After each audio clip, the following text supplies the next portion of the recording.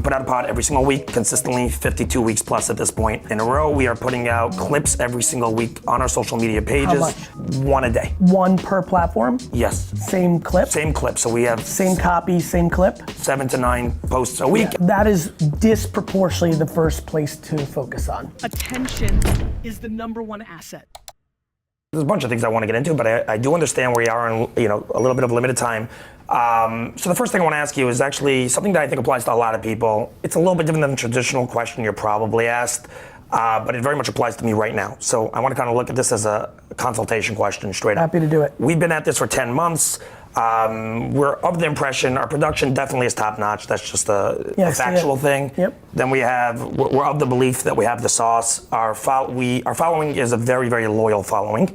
But at the end of the day, we have been stuck at 12,000 Orthodox Jewish followers, and we've had on a lot of, it's not exactly what I'm trying to do, but like within the community, like, it's people love us. Yeah. Like we were just in Israel over the holidays. Yep. And like kids in the street. Felt it. Yeah, for sure. And but at the end of the day, we're just like we've had on some very notable names, but we're not breaking out of the Jewish, like the regular Jewish community. And that's really what I'm looking for right now. And that's literally what I'm up against. And I think that probably applies. How are you trying to? So given how saturated the market is obviously with content right now, I felt that good production would be an easy controllable factor in order to move us, like kind of bring us more eyes quicker and just jump out to the subconscious, wow, these guys are legitimate. We put out a pod every single week, consistently 52 weeks plus at this point in a row. We are putting out clips every single week on our social media pages. How much? One a day. On all social media? At least one a day. On one per platform? Yes. Same clip? Same clip, so we have same copy, same clip? 7 to 9 posts a week, and we post that is disproportionately the first place to focus on. Okay. The reality is organic social is now foundational to awareness, especially with the way the algorithms are going. You genuinely actually are one TikTok clip away from quadrupling your audience, though that's much harder than it was 36 months ago, but it's not impossible. So if you're making a clip for social, you're putting yourself in a vulnerable spot because you're not making the clip for the distribution. So you can imagine, given the community and me knowing a little bit about it, if you're speaking to a room full of people in Brooklyn in the community, that might be a different speech than if you went to Babson and spoke to the students at Babson about entrepreneurship. It would be different. Mm-hmm. You would use less Yiddish words, you would have different references, it would be contextual. The fact that you're taking a single clip and then posting that on Instagram, Twitter, Facebook, TikTok, LinkedIn, I gotta find out from you which ones, but immediately, as you can imagine, a heavily, Hasidic, joked out, referenced out talk in Alabama at a Walmart isn't gonna land the same way. And by taking a clip and posting the same thing on Twitter that you're posting on Instagram, they won't land the same way. So the biggest mistake people make in social is they look at it as purely distribution and they just wanna put something out on it and they want it to go out. When in reality, understanding best practices creatively and analytically per platform is imperative for you to break out. Got it. If you want to win TikTok, for example, you have to respect TikTok. Just like you being part of this community, when people come from the outside and try to sell the community, you're laughing already. It's impossible if they're not respectful to the context or the tone. So you're saying it's like diversify what we're putting out, tailor make it to each audience. Ready for this? This production is incredible. I would mail this in return if I could get you to give this level of financial vigor and emphasis on what time you post, what the copy is, where you post, and upping your output across the 7 platforms that matter. I'm about this life, this is amazing, but this is wildly, enormously secondary for you to get awareness to proper social media strategy around the creative per platform. No, that makes a lot of sense. So my only question, so first of all, a lot That's of the one stuff. thing. Yeah. Another thing is live. I'm devastated that I'm too busy to be a streamer. I'm gonna say that nice and slow for Dustin. What? I am devastated that I am too busy to be a streamer. I have told the story over and over of Twitter and YouTube being the foundation of the GaryVee brand, which is absolutely true. That 2006 to 2010 moment was real. I had actually forgotten, that the 6 or 9 months that I was really flirting somewhat aggressively, not as consistent as Twitter and YouTube, with Ustream, which in essence is Twitch and Kick and TikTok Live right now. I forgot how big that was. I believe that if I had time and wasn't actually running businesses and was actually doing the GaryVee thing that I think most people think I do for a living, Right. I would probably stream for 12 hours a day. Oh, really? I would. And so the other thing to think about is your live strategy. You know, I think the depths that come along with audience engagement in live and streaming is profound. You're much more interactive. No longer are they consuming, They feel like they're part of it. It's more social relationship. You sound like also you're making a big distinction between live and vlogging, right? Those two totally That's right. separate Vlogging things. is episodic, was huge for Right. me. It's not Vee was interactive. definitely another, you know, there'll be a time where I get a little older and I'll sum it all up and I'll talk about the chapters of growth. DailyVee will be in there. It's huge for me. No, I'm talking about streaming and live. Got it. So one last thing on this topic is, so we have been very focused on putting out content that is not just orthodox based, like that's Makes applicable sense. to the whole world. Of course, if you want to go broad. It's right, but it sounds like what you're saying is that we have to respect the individual platforms. That's one, if I'm Correct. getting that correctly, and also the one other. slang, right? Like all of us are gonna act differently in this room than we would act if we all met up for a business meeting at Tao at midnight. Right. There's a different, slightly different version of us. That's how these platforms are. The words, the slang, even the content you make, things that are trending, things that are in the know. TikTok's a little bit younger than Instagram.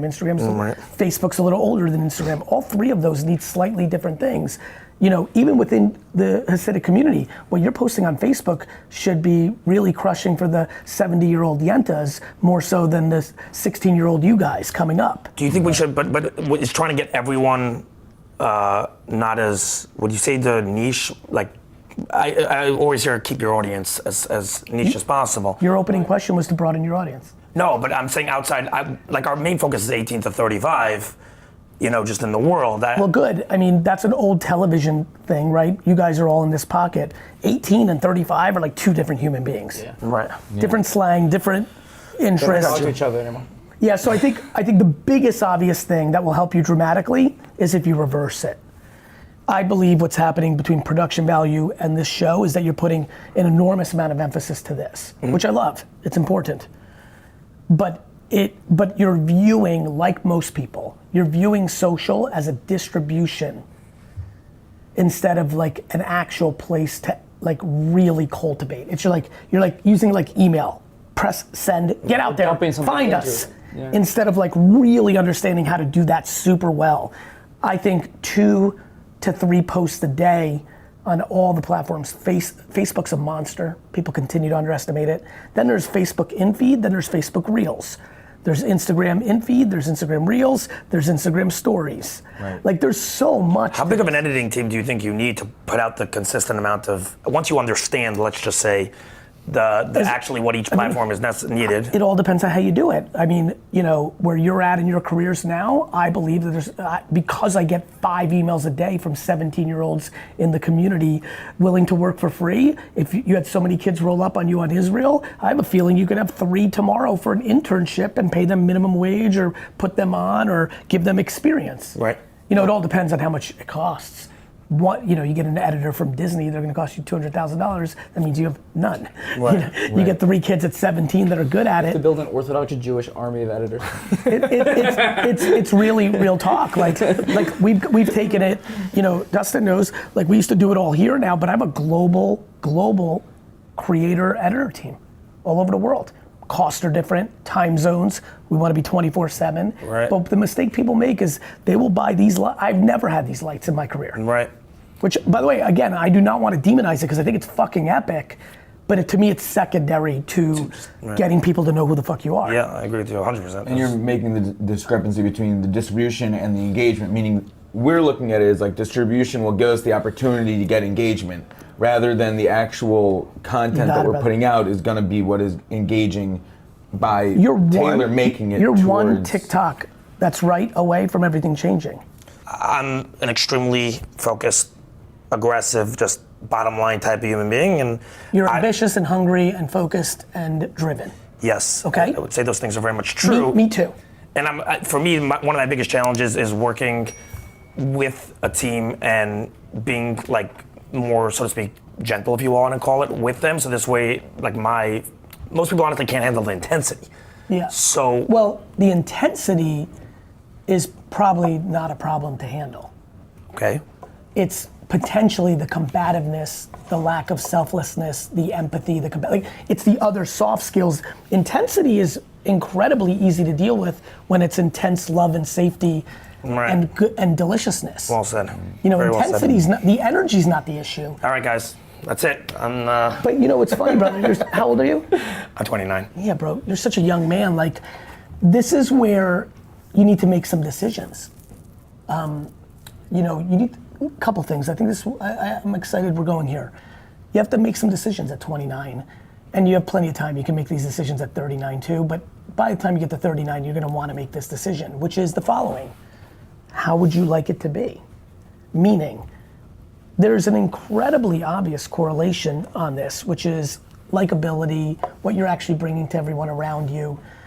Like, there's many ways to build the biggest building in town. I say this a lot. If you watch my content, maybe you've heard this. Like, either you just have the talent to build the biggest buildings, or you spend your time tearing down everyone else's building, and your building's actually not that big. Right. My belief system is when one excuses their behavior on things like ambition or driven or focus, and don't really break it down to its pure form, which is, what is it that you're thinking when you're too intense for them? Is it that you believe if you pay someone that they owe you? And this is an incredible challenge for people that are bosses. I don't believe just because I pay Dustin that gives me carte blanche to make it not good. To make what not good, basically? The To be an asshole, you're saying? Yeah, of course not. You know what I mean? Obviously. And asshole comes in a lot of shapes and sizes. Like, even just the way you're talking, I don't believe that you're like blindly on the side of like being a dick face. But, you know, I can't speak for that. you know, he's not. I think the thing to think through is, More like a dick elbow. He's not. here's a good one. For example, it is incredibly clear that most people, governments, parents, bosses, humans, love using fear to get things done. Right. It's easy, it's cheap, it's quick, and it is 100% of where resentment comes from. Right? So I think a lot about that. You know, and so like the question becomes like, how would you like it to play out? Like, would you like to have $100 million but very few people like you? Is it better to have $80 million, not 100, but everyone loves you? Some people don't give a shit. Maybe you could have 500 million if you do it properly and play the long game. There's a million ways, right? Is it dollars? Is it like, what does bring the joy? I'll give you an example. What's really intriguing about me to me is I just love the game. Like I'll take the money, but it's crazy. By comparison to a lot of my contemporaries, my relationship with the money is very different.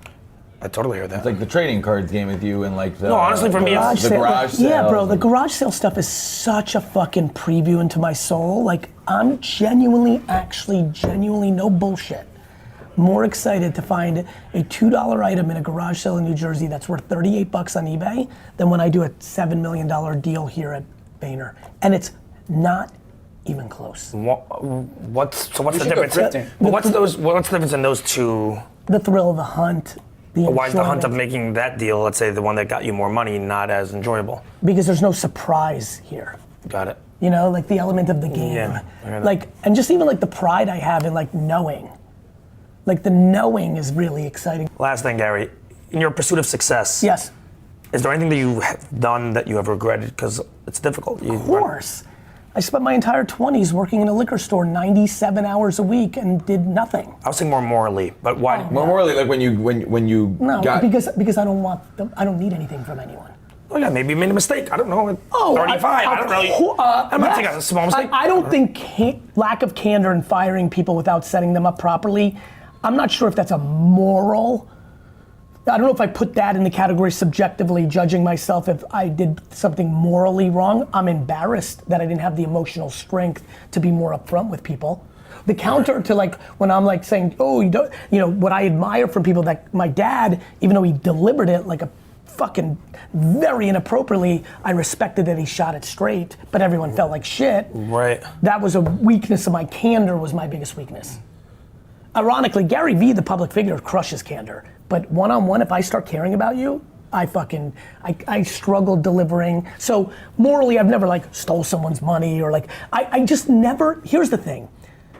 Unlike a lot of other ambitious people, I had such a great mother that I didn't need it for my self-esteem. Right. I needed it actually, do you know what I've come to realize? I'm just curious of how good I am. To me, this is one big game of curiosity. Right. Like I'm trying to just figure out when it's all said and done, like where did I rank? Where the chips gonna land. Yeah, it's like it's a game. Yeah. No, I totally get that. To me, most people look for success it's a dollar sign, yeah. as a badge to leverage against. Right. It's why people buy Mercedes. Right. It's why people wear Louis Vuitton. Well, no, it's all fucking badging. I don't have a car. You know? It's a Gucci bag. Got her on the train. You know? Gary. But I really believe it's social signaling, often to hide an insecurity. Other times people just genuinely love fashion and they genuinely love driving the car. But I think a lot about the world from a selfish, selfless standpoint like we touched on. And then the other biggest thing I think is confidence and security. I think if you look at those four things and you really look at them, you can get the answers to almost everything. One last thing, how do you have so much confidence in your goodness? Because I have fucking 45 years of looking at it. Because I see it in my son. When somebody trips during a game, he can't help but just stop, even though he wants to win. It's in him. I got lucky. Do you think I'm just, you know when people talk about luck, I don't talk about luck with money. I talk about luck of what my personality played out to be. I just have natural compassion. I know I'm nice. Like, you know, You had a good mom, man. I have a great mom, and I also had great DNA, and then I also got great circumstances. I got a lot of shit out. Sound Jewish. Yeah, it's true though. But you know this, where my mom did well, that a lot of cliche Jewish moms don't do well is, but she held me accountable. You know, that delusion when you're like, you're good at everything and you're always right, that shit doesn't work. Yeah. That shit doesn't work. You know, what my mom did was like, you're the best, but when I did wrong shit, she punched me in the face. Like actually like kind of like really 80s style. Plus I grew up in the 80s. In the 80s, when I had issues, here's a nice Jewish name, when I fought Oded Weinstock 3 times between 3rd and 6th grade, I learned how to deal with conflict. Fucking Weinstein. You know, me and Oded fought. Like we were in it. It was a different world. We're now all in our kids' shit. Kids can't fucking breathe without their parents fighting every battle for them, paying for everything. It's all fucking out of whack. It's like you know that you have the confidence because you know that you've gone through. Because I've been on my own 2 feet. Because I don't need anybody emotionally or financially. Do you know what it feels like to not need anyone emotionally or financially? That's life. There is nothing else. Most people are not fortunate enough to have both down. Gary, thank you so Gary, much. thank I you really so appreciate it, much. Gary. Thank you. I appreciate it.